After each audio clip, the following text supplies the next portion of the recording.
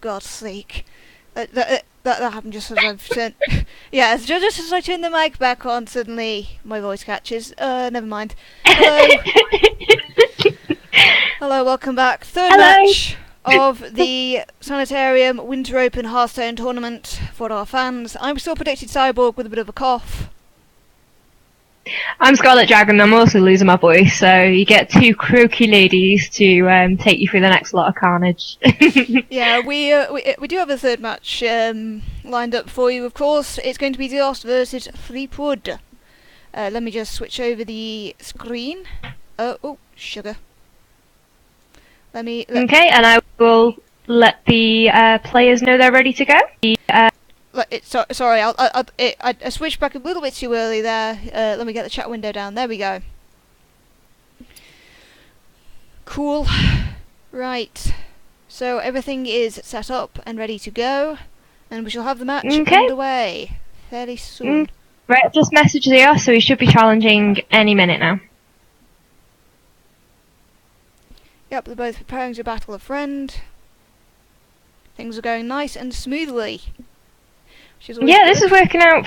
Touch wood. This is working out a lot better than I expected. I'm literally touching my desk now, which is made of wood. I touched my head because I don't have them. Wood. Wait, that sounds gross. That's not wood though. It's glass. That's plastic shit. That's not wood. Right. Anyway, back to game. Zeoste right, so Zeoste playing Paladin again. Definitely a popular choice. And we have Threepwood is going Druid. Okay, not the best starting hand for Threepwood. Yes, Mike, got wood. Zeoste has got a really nice mana curve with that starting hand. Yeah, starting off with the Argent Squire, which of course is Divine Shield. And Threepwood has chosen to use Hero Power to knock off that Divine Shield, making it just a 1/1. Oh, you know what? I haven't seen this board before. Neither have I. I wasn't going to comment on that just in case I was misremembering it, but no. Okay, I might have to play with the board. If I go quiet, just shout at me. It's a pretty board. It's definitely the new Explorers related. Yeah, I have a feeling it's. So anyway, Zeoste's got 3 minions on the board. Sorry. I have a feeling this is going to be the board for next week's League of Explorers. Yeah, this will be really good. Right, so Threepwood has chosen to knock out one of the abusive sergeants. I completely forgot what the name of it was for a minute there. I had to hover over it. Here comes a Leper Gnome with the Death Rattle ability of dealing 2 damage to the enemy hero.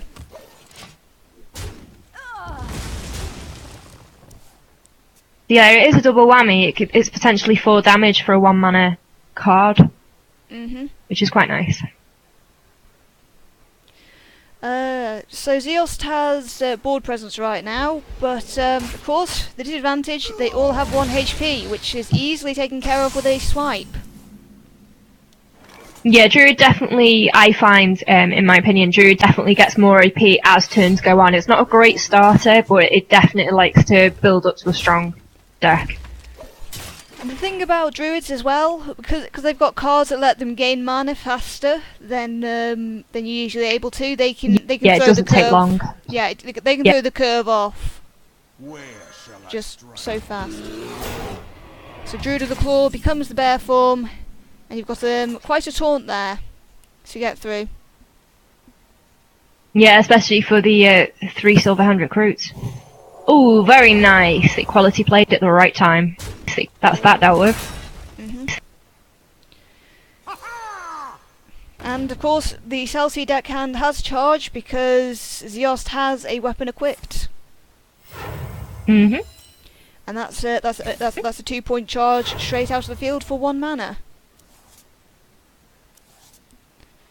And Divine Favour lets him restock his hand.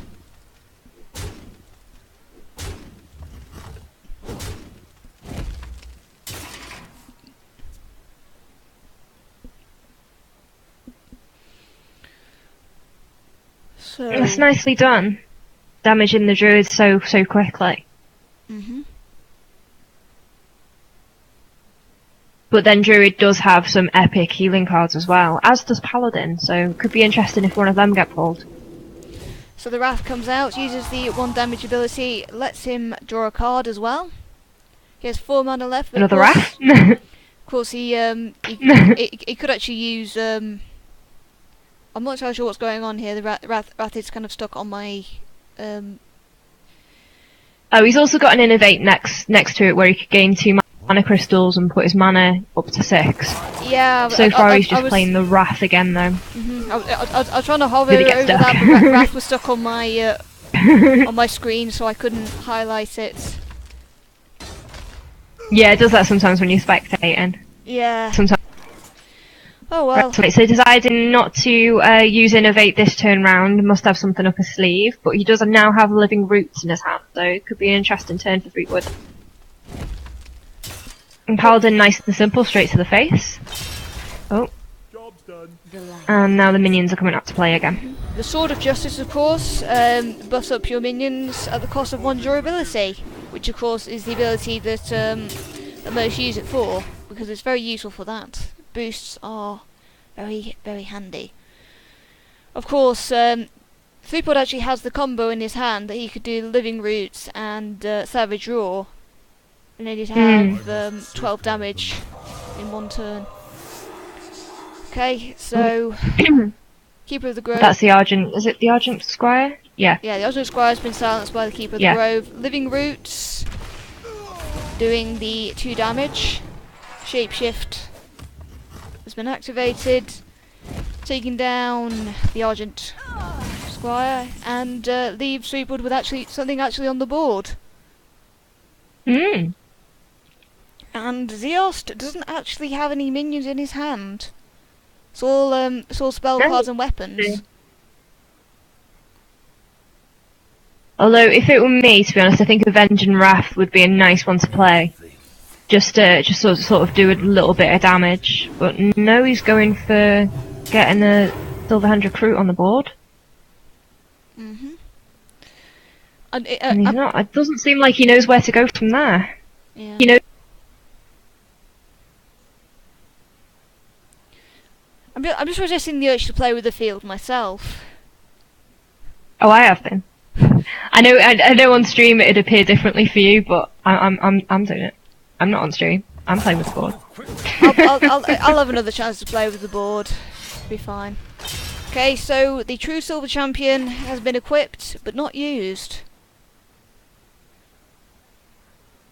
Not a very efficient use of weapons in this, but I can see Zeoste going for higher damage to try and stop the druid before it becomes super OP as time goes on. Okay, Threepwood's got a really nice hand. He can use Innovate to go up to 10 mana and really do a lot this turn. Oh, Yeah. excuse me. So we've got Piloted Shredder on the field. That, of course, is the Death Rat ability that will pop out a random 2-cost minion upon death. Yep, I'm just double checking to make sure that I'm not talking utter bollocks. No, that's right. Oh, Savage Combatant. So we've got Savage Combatant. Savage. Interesting holding on to the Innovate. I wonder what going through Threepwood's mind and why he's saving it. Because I'm not sure I could keep hold of Innovate for that long. I probably would have used it to try and get the ability off. You know, the Inspire ability. Oh, the Avenging Yeah, Wrath. same here, so I could attack on that turn. The Piloted Shredder is down. And it's a 2-cost Murloc. Probably not what Threepwood was hoping for. Reporting for duty. Well, the Tide Hunter is supposed to summon a 1/1 Murloc Scout, but obviously with it missing, it not actually being played, the battle cry doesn't trigger.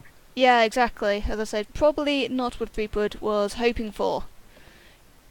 Okay, well, Threepwood needs to be careful now. He's running low on health. Doesn't really have any taunts in his hand he can play, but hopefully he'll be able to pull something out of the bag. Otherwise this game will be over pretty sharpish.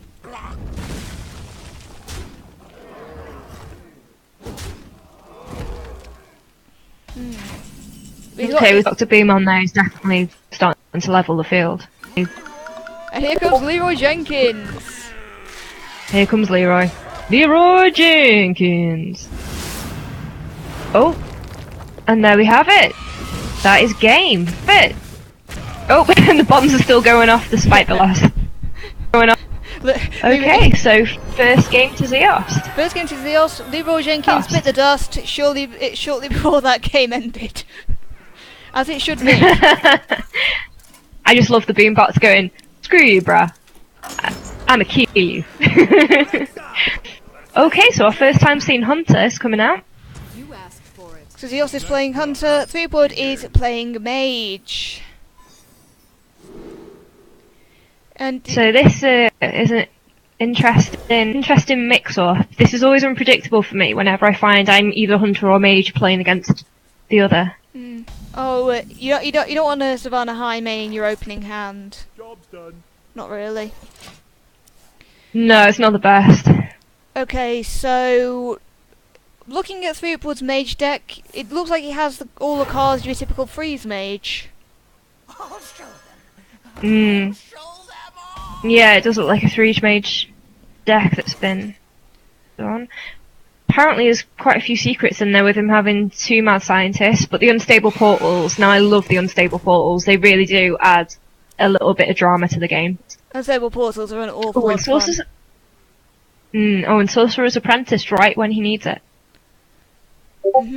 He's got an Zeoste awful lot getting of, a got an awful lot spider on of board quickly. options. Give me 1 second. Mhm.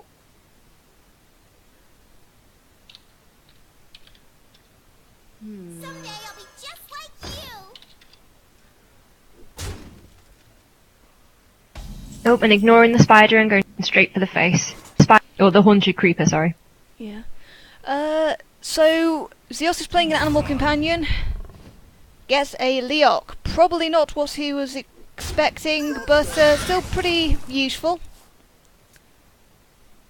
It definitely works when you pop the creeper, because then your spectral spiders become 2/1s, which can be really helpful this early in the game. Yeah, I take your point. I guess it with me, I'm just so used to playing it and getting Leok when I don't want Leok that I'm a little bit biased. Yes, I know Hunter's one of your faves. Yes, one of your faves. Yes. Right, probably a good plan there to get rid of Leok. And that's the secret pulled. And What secret is it? Threepwood has counterspell. Ooh, counterspell. So next spell to be played will be counted. Spells. Yeah, well, so far, Zeoste only has 1 spell in his hand. The quick shot, which could be rather annoying, because if you need to do 3 damage and it gets countered, then you got to think of something else. Oh, there we go, an unstable portal. Yeah, especially if he's saving it to. Especially if he's going to be saving that quick shot when his hand's empty, so he can card. Oh, very nice, Malorne. Came up in the unstable portal. That's a nice card to have for that cost. Especially since Malorne is one of those minions that doesn't quite go away, because it always goes back into the deck after it dies. Ooh, there's a I'm nice guessing if juggler. it gets shuffled back into the deck, though, it will no longer cost 4. Well, it'll no The card longer will go cost back 4, but you know, Okay. it counts as a sort of semi-sticky minion, as far as I'm Yeah. concerned.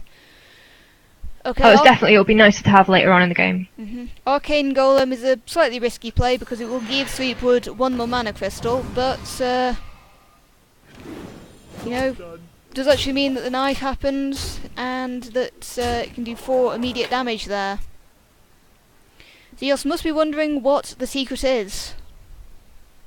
It might should be sort of like eliminating all his options right now. I mean, he's pretty damn sure at the moment that it's not an ice barrier. No, And but it's not a freezing trap, so. well, it can't So. be. It can't really be a freezing trap if it's a. If it's a mage, it's not a freezing trap. Freezing trap's a hunter card. Oh, is it? Oh, I've gotten confused. Well, Well, we know it's not. It's a vaporize is the other one I was thinking of, wasn't it? Vaporize, that's the one. Wasn't it? Yeah. To be absolutely honest though, a freeze mage with a freeze trap would make sense. And there's definitely. the counter spell. Definitely. So that's nothing done. Fortunately, that was a waste of 2 mana for Zeoste. But going with the second spell, summon a Beast Companion. Leok It is was probably back. nice the order that was played in. Leok is back, yeah, seems to be a popular draw. And I do like the Slug Belcher, it's one of my favourite cards because it can absorb so much damage and just give you a bit of time to get yourself together. Yeah, Sludge Belchers are a very useful taunt card because they've got a decent amount of health, decent amount of attack, and then even when they die, they pop up another taunt which you need to get through. Not as powerful a taunt, granted, Right, but still. It's still a taunt though, isn't it? It's still something that can protect another card or protect yourself. Oh, another legendary through the Disable Portal, Bolf Ramshield. Ooh. I've not seen that one before. So it's not, your hero's not immune, but it kind of defers damage. That's really helpful at the moment because Threepwood's being on 10 health is going to be starting to panic. Yeah, just a little bit. Bolf Ramshield. I think I actually own that card. I think I got it as one of my my 50 in the Grand Tournament pre-order packs. Oh, nice. No, I've not seen that one before. 3 attack, 9 health. Pretty damn good damage sponge. Here comes a Piloted Shredder, of course, with its Death Rattle ability, which sees it being used in many decks because you get 2 minions for the cost of 4 mana. And okay, one of those minions is a little bit random, but you never really know. Could be good, could be bad, or it could just be meh. Sometimes you can get happy surprises though. Bolf Ramshield is out Right, on how the is field. Probably not too bad a thing again with a hunter because at least Ramshield can't be silenced. Sorry. It can be silenced, but it can't be like polymorphed or hexed. So at least he knows it won't go away straight away. Because I mean, even with an Ironbeak Owl silencing Ramshield's ability, it's still a 3/9 on the field. That's still quite a thing. And the hounds have been unleashed. Oh, and they're getting a nice little boost from Leok there. That'll go quite a ways. Bolf Ramshield is out I of think that's play. game. Is that 2-0 to Zeoste? That's 2-0 to Zeoste. Well done, Zeoste. Well done, Zeoste. You goodness sake, advance to the next round. Commiserations, Threepwood. You came, you saw, you gave an absolutely brilliant battle, and my God, you got those 2 unstable portals gave you some very good legendaries. So, well done. Well done indeed. So yeah, what can we talk about for that last battle? I mean, both players. It's definitely interesting. Sorry. Both players seemed quite evenly matched, didn't they? Yeah, I think it did really well. I think it was just down to the RNG. Threepwood just messaged me to say it was their first tournament as well, so congratulations, you did really well with that. First time we've seen Mage, and first time we've seen Hunter. First time we've seen Hunter even. So that was definitely interesting. Paladin definitely seems to be a popular choice in this tournament. We've seen a Paladin card every game. Yep, and as I say, like the first match especially, that was a good one because Zeoste started off strong, but then because he wasn't drawing any minions, Threepwood was beginning to call back there. So at one point it looked as if it could go either way, and those are the matches that are really good to watch. Those matches that you don't know whether or not one person could be anyone's game. Yeah, definitely could be anyone's game. It's interesting to see a Hunter deck as well with no big taunt cards. I was really surprised. Other than did Misha come off once?